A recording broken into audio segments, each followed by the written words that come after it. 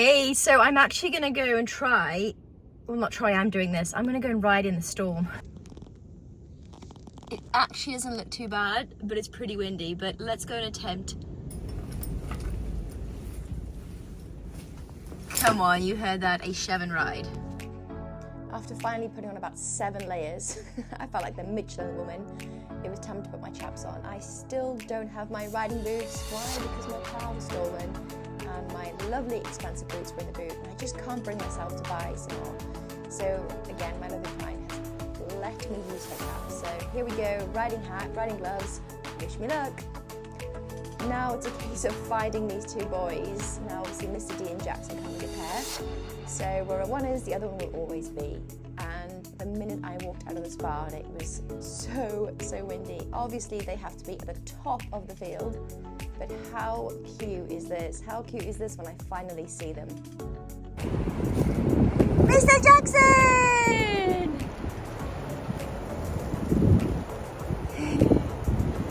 Hello, my lovelies! Hi! Hey, boys! Come on, guys! No halters! In true wing style, I lost both of them because they both decided to run away as soon as this branch broke, but I caught him. Now, excuse my hair, excuse the face. It was so bad, it was so cold. I had to stop and put my hood on. Mr. Jackson followed beautifully, but then shot forward, as you can see. Why? Because Mr. D had to come galloping past us both. He was galloping past, but he still refused to come in, so I left him to it. And as soon as we came in that barn, he obviously had to grab some hay. But it was so different, it was so nice. And I kept thinking to myself, is this the right thing to do? Taking off his rugs, checking for anything, getting my gloves stuck in the Velcro. Let me know if you've ever done that. And you can see, compared to normal when Mr. Jackson just stands really, really still, everything was really like windy. The wind was bouncing against the barn doors. So I was obviously just giving a quick look over, checking for anything going on, making sure that I'm always checking with him if he's licking and chewing, is his eyes on me, are his ears on me. You can see like his whole stance is different though, he's a lot more kind of like, okay, what's going on? And I know I'm going for a hack, but I still don't like to have anything in the tail. So I spent a good 10 minutes picking things out of the tail. Now, for those of you that know me, know that I'm a big advocate for activation exercises, so these are specific to Jackson. If you want to know some for your horse, please comment below. They have to be personalised, they have to have a point. Don't just do them for the sake of doing them. For Mr. Jackson, we're activating his core and also strengthening his shoulder girdle. Right, saddle went on, girth. Again, he took every opportunity to just come forward. That wind in the background there is just blowing right up our tail. And there's these big like hay bales, which is just creating a lot of noise. So you can see his ears are like constantly flicking back and forth, back and forth. Now again, I think you saw the video 2 days ago, putting on his bridle, a little bit of a reaction over the right ear. Wasn't as bad today, but still there. So I'm going to do a video of doing a full treatment on him because A, he totally deserves it, but B, I just want to figure out what is going on. We're on. He always waits for a treat. Look at him. His little face coming towards me. Gets his treat and he's like, right, let's go. Now this was interesting. I didn't manage to film all of this because I had one hand, but we had to navigate a gate before we got onto the start of our ride, which is this road leading around the back of the chevin. We passed more hay bales, which he's normally not scared of, but honestly he was squeaking all over the place. There was a trailer in front of us over there, which was so interesting. And something happened there, which was I was being chased by dogs. I mean, can you believe it? So when I finally trotted past them, got onto this part, which is the entrance of the chevin, this was the coldest bit. And then I realized I've got these leg straps. So I finally connected the leg straps and my coat then stopped hitting Mr. Jackson on the back end. Now this walk was about 10 minutes to get to the chevin. Oh, you can see my face, it was bitterly cold. And as I'm entering the chevin now, I actually offered Jackson there's 2 parts. See, right, left. The trees just going insane in the background. The leaves going everywhere. I think myself, the worst thing I can do now is to thing I can do is grab on, because he'll get nervous. So I consciously thought to myself, give him the rein, allow him to decide, you know, which way he wants to go, be positive, and always give him a little scratch down the neck. It was a session full of like quick trots and then back to walk, just because he would shoot off if something was like coming up behind us, just like a tree breaking or a branch falling on the ground, something like that. We had a lot of these moments looking at these like fallen down branches, fallen down trees. It was obviously muddy as well, just to add to the adventure.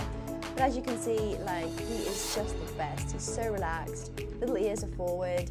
I really made a conscious effort to always put one hand on his little neck, give him a little scratch, just rewarding him, like letting him know that he's a good boy, giving him confidence. You can see it as well, like every time we pass something, his ears would be directly focused on them. And I truly believe if I was like really nervous and hanging on, I would give him opportunity to think, oh, should I be nervous, and then spook. So I was really aware of, right, what am I doing? Oh my God, look at the trees in the background. His little face was like, because normally we go left here, instead we went right. I let him decide which way, cut the whole hack off by about 20 minutes, but actually, given the circumstances, I was like, Jackson, you do you. I'm just so grateful to be having this adventure with you. And this is like heading back towards his home now, and as anyone else's horse do this, but we suddenly increased the pace a lot more, like we were doing a very active walk. Again, shooting off in some areas. There was this little hill up here, which he was like, right, we're off. Which is cute. But yeah, he was just like, I know where I'm going. I know this is the route home. So the walk was active, but as you can see, my reins were long, scratching him down the neck. He is always focused on him. What is he doing? Is he going forward? Is he a little bit apprehensive? Now this is us coming back down. We're going to take a shortcut down through these fields, which are then owned by his owner. That was fun. The gate was interesting. Honestly, I should get a GoPro because he just shoots off, which is quite difficult to navigate with one hand on the camera and one hand on the horse. Now this is actually Jackson's field, so I thought, where is Mr. D? And I thought, okay, this is going to go two ways. D is going to come running up to us, which is going to set us off, and this could go horribly wrong, or I can just have a smile on my face and just see what he is going to be doing. And he just strolled down the hill, totally relaxed, despite the wind, despite the leaves. But I still thought, where is D? This is not like him.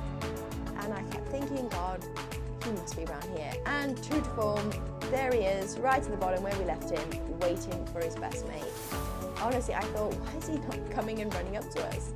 He was just thinking, guys, it's windy, I can't be bothered, get back inside. So as I brought Jackson in, didn't take long before Mr. D did come along. I don't know about you guys, I love taking my hat off. I really need to get a new hat because, again, the hat I used to love was stolen. So the hat I'm wearing at the moment is for me, but it's just doesn't fit right. So as soon as I get off, I'm like, get this hat off my head. And then I obviously have hat head. Again, I'm now going to do the detacking process. I always make sure I follow a routine of checking up on Mr. Jackson after I've ridden. So this will be a case of checking his body. The obvious thing we should always do is check for anything on his feet. I'm doing some, again, stretches for him. And hey, look who's here, Mr. D. He's so gorgeous. So checking his feet, checking his legs, you just never know what might happen, especially if they've got shoes on, just checking the shoe hasn't sprung.